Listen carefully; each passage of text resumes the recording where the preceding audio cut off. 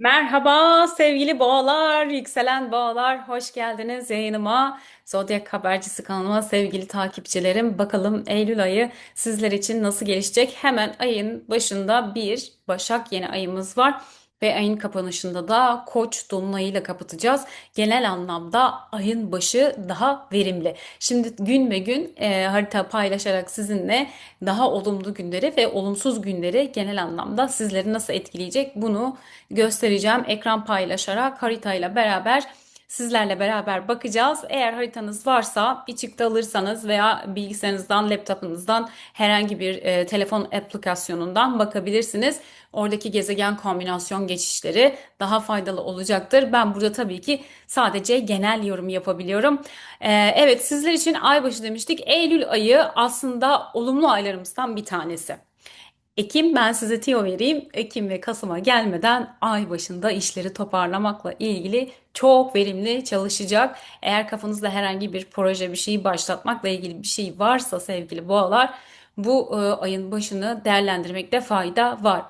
Evet, şimdi size ekranımı hemen paylaşıyor olacağım. Bakalım açılabilecek mi? Evet, umarım net bir şekilde görüyorsunuzdur. Burada ayın günleriyle tek tek geçişini inceleyeceğiz. Evet, ay başına sevgili boğalar biraz daha aslında içe dönük başlıyorsunuz. Bir takım şeyleri toparlamak, düzenlemek, belki kararsızlıklarınız var. Kapalı alan çalışmaları yapıyor olabilirsiniz. Yine parayla ilgili aslında bu ay sizler için para çok vurgulu olacak. Belki iş değişimi, parayı toparlamak, yeni bir işte başlangıç yapmak, bununla ilgili bir şeyleri değerlendirmeyle girdiğinizi görüyoruz sevgili boğalar ve yükselen boğalar. Hemen ilerleyen günlerde üçüne geldik, bakın. Üçü sürprizli haberler getirebilir. MC ile beraber Uranüs'ün önemli bir kavuşumu var burada. Sürprizli, beklenmedik, enteresan, ilginç haberler, belki bir işle ilgili, görüşmeyle ilgili, yine bunlarla ilgili ve özellikle aşk, sevgi meseleleri. Sevgili boğalar, burada geçmiş ilişkilerle ilgili, yakınlarınızla ilgili, kişilerle, yakın çevrenizle, bunlarla ilgili bir takım konuşmalar, görüşmeler, belki geçmişten gelen bazı arkadaşlıklarla ilgili konuşmalar. Bunlarla ilgili çok pardon, haberler, enteresan konular önünüze getirebileceğini gösteren bir gün. Evet, ilerletiyoruz. Evet, 5 altısı 5'i biraz enerji yükseliyor sevgili boğalar ve yükselen boğalar. Sizler enerjisi bedeni güçlü insanlarsınızdır ve burada tabii ki herhangi bir spor yapıyorsanız, aktivite yapıyorsanız bugün enerjiniz çok yüksek olacak. Bir kere onu söyleyelim. Yolculuk yapabilirsiniz, ticaret, iş, kısa yolculuklar, oradan oraya gitmeler, işte arabaya atladım, şuraya gittim, şu işi hallettim. Bu gibi noktalarda yoğun çalışacak. Bu da biraz sinirsel stres ve öfke getirebilir. Aile Mars'ın bu kavuşumu. Yine tabii ki aile meseleleri, hani parayla ilgili, evle ilgili, yerleşimle ilgili, bunlarla ilgili yakınlarınızla konuşmalar, belki kardeşiniz, arkadaşlarınız, onlarla ilgili böyle konuşmaları aktif edecek bir gün. Ve tabii ki sekizine geldim, çok güzel. Sekizini kullanabilirsiniz. Dördüncü evinizde şahane. Evinize belki bir dekorasyon malzemesi almak, evinizle ilgili bir değişim yapmak, evinizi tadilat yapmak, bunlar da güzel, verimli etkiler getiren bir güne işaret ediyor. Yine aile bireylerinin güzel gündemlerini konuşmak, evinizi düzenlemek, sadece ev demeyelim, içsel olarak güzel, ferah ve yapmak istediklerinizle ilgili daha olumlu etkiler alan bir günü işaret ediyor. Evet, onuna geldik. Sevgili boğalar ve yükselen boğalar. Venüs sizin yönetici gezegeniniz. Haritalarınız tabii ki farklı çalışıyor ama Venüs yükselen boğa, boğa burçları, güneş dönüşü boğa olanlar. Yine güneş dönüşünüze de bakabilirsiniz. Bu anlamda burç yorumlarını dinleyebilirsiniz. Onundan sonra bu değişim geçiren Venüs'te işte güzellik, bakım gibi şeyleriniz varsa bence 9 ve 10'una lütfen getirmeyin. Venüs burç değiştirirken hani bir saç kestirmek, bir değişim yapmak falan, bunlarla ilgili çok iyi çalışmayabilir. Çünkü tam burç değiştiriyor ve akrebe geçiyor. Şimdi Venüs akrep burcunda nasıl? Venüs akrep burcunda hani Kara Sevda diye bir şarkı vardı. Adeta onu anlatıyor.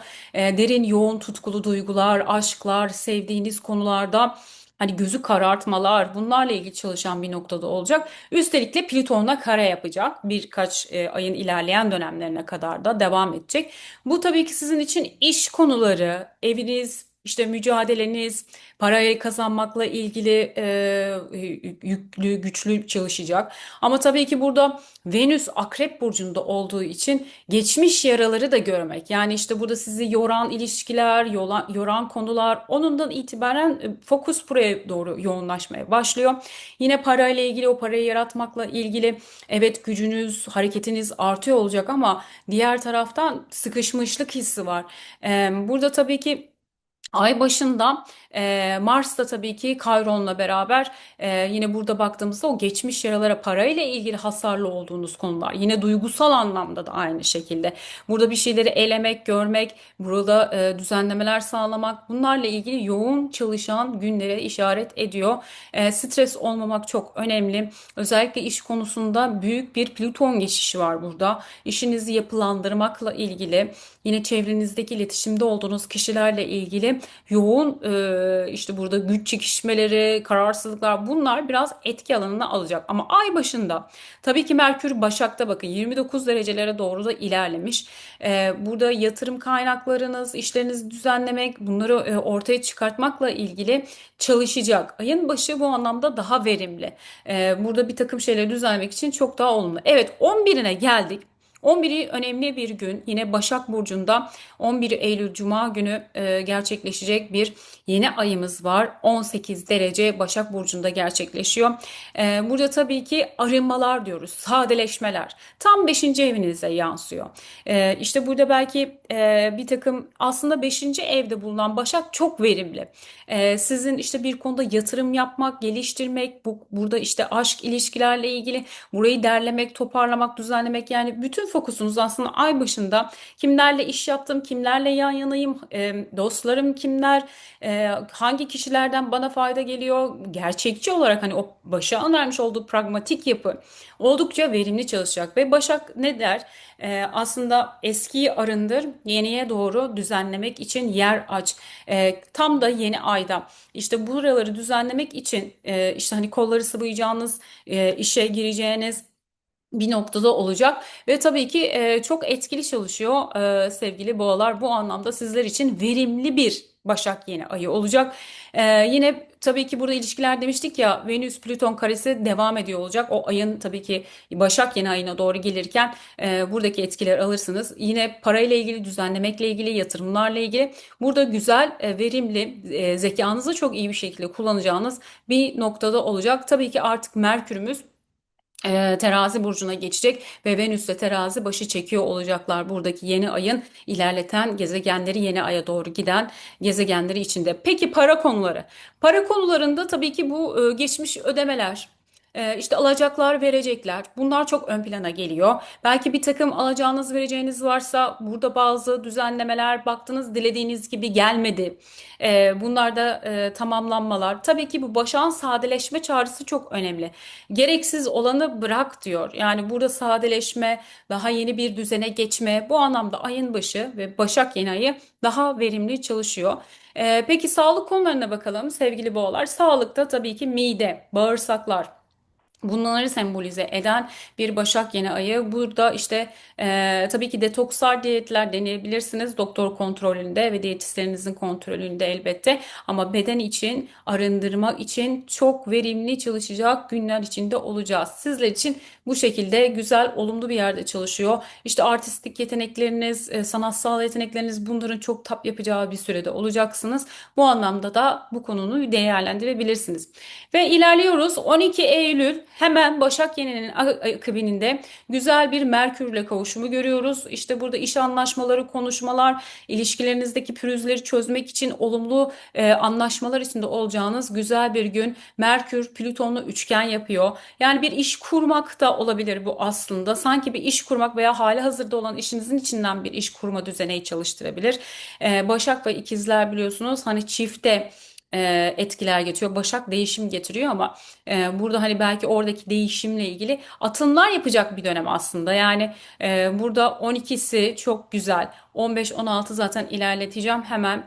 Lilith'imiz Oğlak Burcu'na geçecek. Hemen 14'ünden itibaren Lilith Oğlak Burcu'na geçecek. Daha aslında Oğlak'ın o görev bilincini yükselten, işte ilişkilerle ilgili yapıyı yükselten, buradaki hassasiyetleri ön plana çıkartan bir noktada olacak. Olumlu günler. Merkür çok güzel. Terazi Burcu'nda büyük hava üçgenimiz var zaten Plüton'la yine Uranüs'le beraber Merkür'ün yapmış olduğu. Bu bir iş girişimi olabilir, bir fikir değişikliği olabilir, işinizle ilgili bir şey entegre etmek demiştik. Yine bu günleri kullanabilirsiniz. Çünkü zaten gördüğünüz gibi 14'ünde 15'inde ayın çok güzel Venüs'le kavuşumu var. 15-16 tam zaten 6. evinize yansımış. Hani biriyle iş anlaşması yapmak, iş ortamınızdaki bir arkadaşınızla pürüzü çözmek, yine ilişkilerle ilgili buradaki geçmiş bir takım pürüzleri konuşmakla ilgili daha olumlu günler içinde olacağız.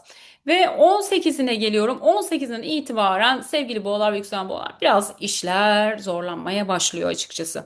18'inden itibaren Merkürümüz Satürn'e karşıtlık yapacak. Satürn Koç burcunda 12. evinizden geçiyordu.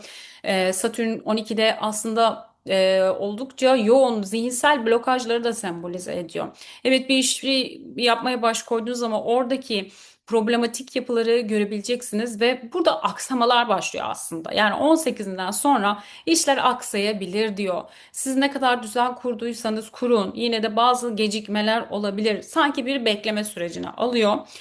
Aslında iyi de olabilir. Bu hani bir işmiş kuruyorsanız o aslında bir nadas süresi gibi de düşünebilirsiniz bunu. Oradaki eksiklikleri görmek için biraz böyle hani o bekleme sürecine girer. Bu da olabilir. Fakat öte yandan tabii ki iletişimde bir blokaj var. Kağıt, evrak bir şeyler bekliyorsanız bilin ki bugünlerde böyle bir sıkışma, aksama, yavaşlama söz konusu olacak. Tabii ki Merkür'ün aldığı bu Satürn karşıtlığından ötürü yine yazışmalar, konuşmalar gecikebilir, gelmeyebilir. Çok pardon, bunlar oluşabilir. Ve 23'ünde artık Güneş Terazi burcuna geçiyor. 5. evinizde çok güzel 6'ya doğru yürüyor. Bu da yine sosyal konular, işte aşk meseleleri, sevgi, çocuklar burada güzel etkiler getiriyor olacak. Yine sanat, işte tasarım, bu işlerle ilgileniyorsanız sevgili boğalar ve yükselen boğalar olumlu bir yerde çalışıyor. İşte sosyal medya, ayın başında da belki işinizi değiştirmek istediniz. Orada güzel etki taşıyor olacak Venüs'ün bu geçişi. Fakat burada tabii ki Neptün'le karşıtlık yapıyor. Yani bir kararsızlık hali, bir belirsizlik haline doğru sokuyabilir sizi. İşte düşündüğüm gibi olmadı mı? Nasıl? Bir böyle bir arayış var. Evet. Fakat bir noktada da bu arayışta bir boşluk hissi, bir belirsizlik hissi yaratabilir. Yine aşk ve sevgi meselelerinde de aynı şekilde. Çünkü yoğun bir şekilde hala Venüs-Plüton karesi devam ediyor olacak. Burada hali hazırdaki ilişkilerle ilgili blokajlı yapılar, sizi zorlayan konular, biraz daha üst oktava taşıma çabaları, ilişkiyi o akrebin verdiği tutku, yoğun etkiyle hem işle ilgili hem ilişkilerinizle ilgili burada hem güçlendirme isteği artacak. Ama tabii zorlu bir dönem demiştik zaten. 22'sini kullanabilirsiniz. 22'sinden sonra bu hani genel anlamda bu şekilde giderken hani işinizle ilgili eğitim, iletişimler, fırsatlara açık bir noktada hareket edecek. Bir iş görüşmesine gitmek, ondan sonra veya bu iş görüşmesinde evet blokaj demiştik ya, bir baskı var ama işi geliştirmek için Jüpiter, Merkür Jüpiter seksili çok iyi çalışıyor. Yani bir şeyi geliştirmekle ilgili eğitim almak, işte yabancı dil, farklı fırsatlar için kendinizi tamamlamak, bu anlamda çok verimli olacak günler. Ve 26'sına geldim. Koç dolunayına geldim sevgili boğalar. Yenilikçi fakat bir o kadar da duygusal kırgınlığı, duygusal yoğunluğu çok olan bir koç dolunayı. Evet, Türkiye saatiyle 19.48'de gerçekleşecek. 3 derece 36 dakikada gerçekleşiyor. Satürn ve Neptün ve burada tabii ki ayın gördüğünüz gibi büyük bir kavuşumu, sterlimu var. Bu yoğun bir görüntü. Biraz bunaltıcı bir görüntü. İçinizde hani güneşin buradaki etkisiyle sevgi, aşk, eğlenme, güzel konular, sanat, sevgi, çocuklarınız bunlarla olumlu bir noktada ilerlerken ayın buradaki tetiklediği nokta aslında bu arkadaş ortamlarınız, hedefleriniz, ileride gerçekleştirmek istediğiniz konularla ilgili duygusal bir baskı yaratabileceğini gösteriyor. Zaten Mars'ımızda 29 derecede üçüncü evinizden ilerlemekte. Kritik bir yerde ilerliyor. Ne demek kritik? Analitik dediğimiz artık yengeci bırakmak üzere ve bu e, hani burada biraz dikkatli olmak gerekiyor. İşte yolculuklarınız olabilir. Bir şeyi yaparken aktif enerjiniz bir şekilde sakarlıklara meyil verebilir. Buraya dikkat etmek gerekiyor. Adeta hani hayaller ve gerçeklikler arasındaki o duygusal yoğunluk ve zorlayıcılığı hissettiren bir koç dolunayı. Enerjisi yüksek bir kere zaten. Dürtüsel tepkiler, konuşmalar çok ortaya çıkartabilir. Burada tabii ki bu yükselen bunaltıcı iç baskılar konuşmalara çok yansıyacak bir noktada. Belki hani konuşamama, o hislerle dolup tıkanık kalma gibi. Ama olumlu anlamda bakacak olursak tabii ki çok güzel bir hava üçgenimiz var sevgili boğalar. Yani bu işiniz gördüğünüz gibi Plüton, Uranüs ve Merkür'le güzel büyük bir hava üçgeni yapıyor. Altıncı evde bir Merkür görüyoruz zaten. Bir işi verimli hale getirmek, burada anlaşmalar, kontratlar yapmaya çalışmak, işinizi dönüştürmek ve yenilikçi fikirlerle ortaya koymak için yoğun bir enerji verecek orada hava aslında. Hava elementleri. Fakat öte yandan tabii ki burada ayın konumundan dolayı Koç'un burada Neptün'le ve Satürn'le sıkışmış bir hali var. Yani bunlarla ilgili engelleri görmek, bu güçlü dönüşümü ortaya koymak, tabii ki duygusal otokontrolü sağlamak gereken önemli bir dolunay. Kırgınlıklara, duygusal çıkışlara, ikili ilişkilerdeki o yoğun baskılı noktalara dikkat etmek gerekiyor. Tam 29 derecede kritik yerde giden bir Mars'ımız var çünkü burada. Lütfen buraya biraz dikkat edelim sevgili boğalar. İşte yine spor, aktivite, işte sakarlıklar, bir şeyi hızlıca halledeyim derken bir anda Allah korusun diyelim böyle şeylere bir önemsemekte fayda var. Medikal etkilere baktığımızda tabii ki baş, dişler, çizgili kaslar bunları ifade ediyor. Burada yoğun duygular, öfke durumlarına dikkat etmek gerekiyor. Para konularından bahsetmedik. Parada yaratıcısınız. Evet, parada düşünceler çok aktif, para kazandıracak noktalarda güzel değişimler içindesiniz. Ama öte yandan tabii ki burada bir sıkışmışlık hali var. Paranın bir sıkışmış hali var. Venüs Plüton'dan da kare alıyor. Paranız var, paranızı biriktirme, paranızı geliştirme anlamında çok acele etmemek gereken bir dolunay olduğunu görüyoruz. Belki bu dolunay parayla ilgili yolunda gitmeyen konuları size açığa çıkartacaktır. Geçmiş hesaplara da lütfen dikkat para konularında. Çünkü Mars'ın bulunduğu kritik açıdan dolayı. Evet, Koç dolunayımız böyleydi ve ayın sonuna doğru ilerliyoruz. 28'i de önemli bir gün. Mars artık Aslan'a geçiyor. Bakın dördüncü evinizde çok yoğun bir şekilde Mars Aslan burcunda çok cesur, iddialı çıkışlar yapan yerde olacak. Ateş burcunda adeta bir gladyatör gibi her konuda çalışmaya hazır vaziyette duruyor. Ve dördüncü eve ilerliyor. Tabii ki ayın sonuna doğru Mars'ın bu konumu güzel olsa da bir noktada Plüton'la karşıtlık yapacak. Yani ev ve iş dengesindeki problematik yapıyı çok kuvvetli bir şekilde hissettirecek bir yere geliyor. Demiştik ya ay sonu çok iyi değil. Evin içinde tartışmalar, konuşmalar, yükselen bireysel özgüvenle beraber hani Plüton'a çarpabilir. Hani balta taşa vurabilir. Öyle etkiler veriyor. İçsel olarak tabii ki motivasyonunuz çok etkin. Motivasyon yüksek olacak ama duygusal olarak zorlanması yoğun olacak bir ay kapanışı sevgili boğalar. Evet, ayımızın kapanışı biraz coşkulu ve blokajlı geldi. O yüzden ay başını değerlendirmekte fayda var. Evet, yeni bir iş kuruyor olabilirsiniz. İşinizi dönüşüme geçirmiş olabilirsiniz. Ama burada ayın başı çok verimli. Burada işi ve ilişkileri geliştirmek için ama ayın sonuna doğru adeta bir bekleme sürecinden sonra duygusal bir yoğunluk kazanan bir ayı görüyoruz. Güzel bir ay diliyorum. İşlerinize bolluk bereket getirsin. Beni izlediğiniz için çok teşekkür ediyorum. Evet, bu ayımız böyleydi. Umarım haritalarla açtım çalıştım görebilmişsinizdir. Bana küçük bir yorum bırakırsanız benden de mutlusu yok. Evet, bazı takvimler hazırlıyorum demiştim. Bunları arzu ederseniz sizlere paylaşabilirim. Bazı işte güzellik, election dediğimiz seçim astrolojisi tabii ki dünya gündeminde electional diye geçiyor. Electional tam olarak seçim demek değil aslında. Kişiye bireysel olarak filtrelenmiş bir takvim demek anlamına geliyor tam Türkçesiyle. Ve bunları hazırlayabiliyoruz. İşte sağlık, güzellik, diyet, bunları tüm astrolog arkadaşlarım da zaten biliyorlar. Oldukça vakit alan ama dilerseniz de sizin için faydalı olabilecek bir takvim. İzlediğiniz için çok teşekkür ediyorum. Güzel bir ay diliyorum. Sevgi ve selamlarımla.